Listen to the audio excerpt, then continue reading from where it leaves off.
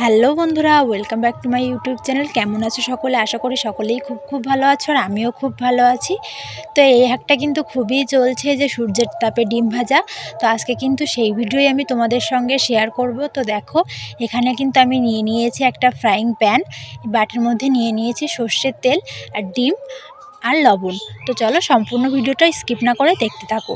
তো প্রথমেই কিন্তু আমি ফ্রাইং প্যানটাকে রোদ্রের মধ্যে দিয়ে দিচ্ছি। এবার এটাকে 5 মিনিট রোদ্রের মধ্যে রেখে দেবো।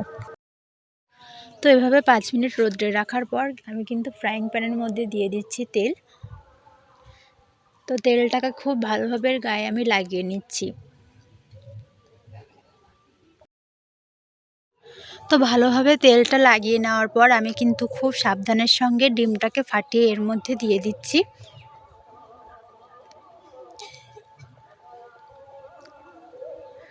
তো ডিমটা দিয়ে দেওয়ার পর এর মধ্যে কিন্তু আমি সামান্য পরিমাণে লবণও অ্যাড করছি।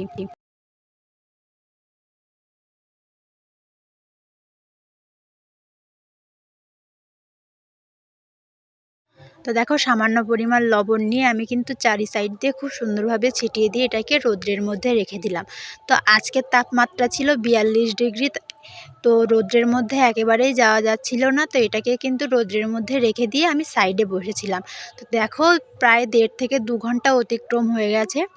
তো এটা কিন্তু সবে ভাজা ভাজা হতে শুরু করেছে। তারপর বিকেল 4:30, প্রায় 5 থেকে 6 ঘন্টা এটাকে রাখার পর এই যে এরকম হয়েছে।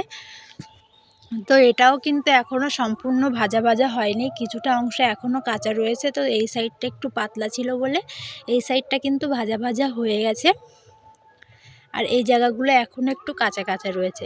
তো এই ছিল আজকের ভিডিও। কেমন লাগলো অবশ্যই কমেন্ট করে জানিও। ভালো লাগলে লাইক, কমেন্ট, শেয়ার এবং আমার চ্যানেলটিকে সাবস্ক্রাইব করে দিয়ে আমার পাশে থেকেও আমাকে সাপোর্ট করো। দেখা হবে অন্য কোনো ভিডিওয়। টাটা।